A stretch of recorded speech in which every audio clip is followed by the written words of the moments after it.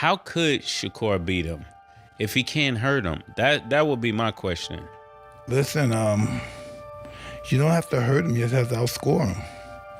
You know, Shakur takes a good shot, though. You know, he's a specialist. That's why some fights that he doesn't look good in, because he's so superior. And it's boring watching sometimes. But he's a specialist. He knows what he's doing. He's hard to beat.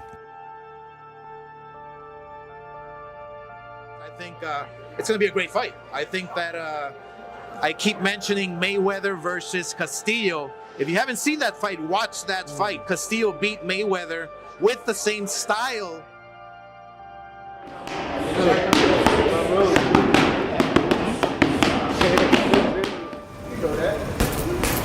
You know that. So I'm the best fighter in boxing.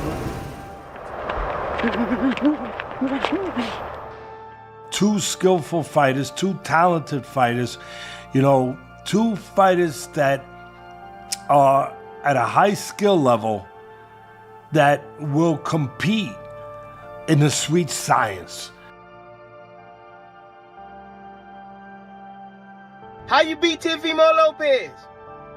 Because there's a blueprint out to beat Teofimo Lopez. Ain't no blueprint out to beat no damn Shakur Stevenson. Lopez don't know how to beat Shakur Stevenson. Ain't no damn blueprint. But I tell you who got a blueprint on how to beat Lopez. That's Shakur Stevenson. He know how to beat Lopez. Yeah, Lopez don't know how to beat him. Hell no. Boxing legends deliver shocking predictions as they dissect the Shakur Stevenson versus Teofimo Lopez fight. Experts debate speed against power, defense against aggression, and ring IQ under pressure. Teofimo Lopez. That's a good damn fight, too. See, that fight is skill for skill, as good as this fight. Yeah. But they just haven't been around long enough to prove themselves yet. But skill for skill, as far as equality, to me, Bud and Canelo are equal because when they're in their career, because how accomplished they are. Yeah. These two guys are also equal when they're in their career, because they're accomplished, but not as accomplished as these two.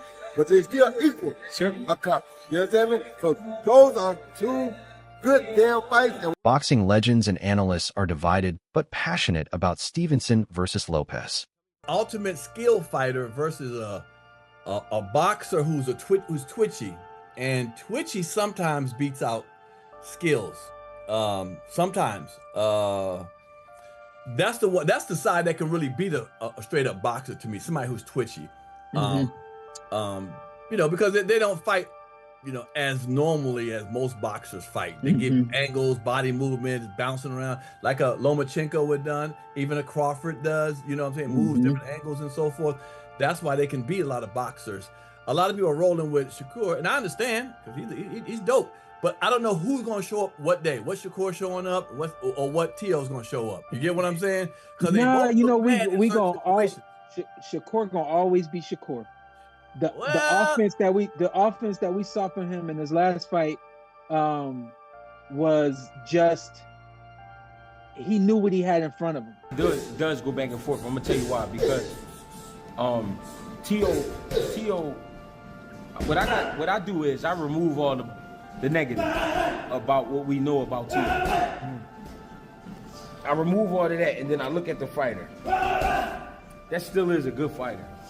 You know what I mean? Strong, fast, you know what I mean? Explosive, unpredictable, and he can hurt you. And every time he's had to step up, he really did step up. You know what I mean? But besides the Cambodia fight, but he stepped up. So I think Shakur. Yeah, my first mind tells me Shakur. And I thought about it, yeah, I'm picking Shakur by decision, but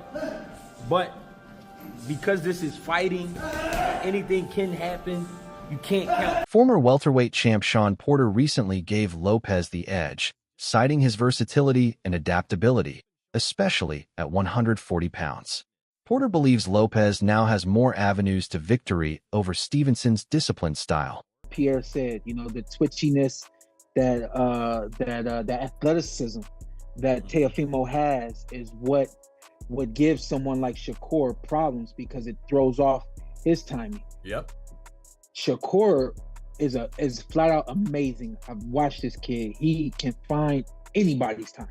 Right. So if you give him the space with just like feints and stuff like that, he gonna still pick it up and he's still gonna find it. I got a feeling this thing is not gonna be boring. Legendary fighter Tim Bradley boldly declared Stevenson too technical and savvy for Teofimo Lopez. Bradley explicitly said that Shakur has the blueprint to beat Teo and that Lopez doesn't know how to beat Stevenson. Already know the damn rest. Can somebody please tell me how you beat Shakur Stevenson? Please, somebody tell me, how the hell do you beat some damn Shakur Stevenson? I'll wait. How you beat Shakur Stevenson? Can somebody please, on the contrary, please tell me how the hell do you beat Teofimo Lopez? How you beat Teofimo Lopez? Because there's a blueprint out to beat Teofimo Lopez. Ain't no blueprint out to beat no damn Shakur Stevenson. Lopez don't know how to beat Shakur Stevenson. Ain't no damn blueprint. But I tell you who got a blueprint on how to beat Lopez. That's Shakur Stevenson. He know how to beat Lopez. Yeah, Lopez don't know how to beat him.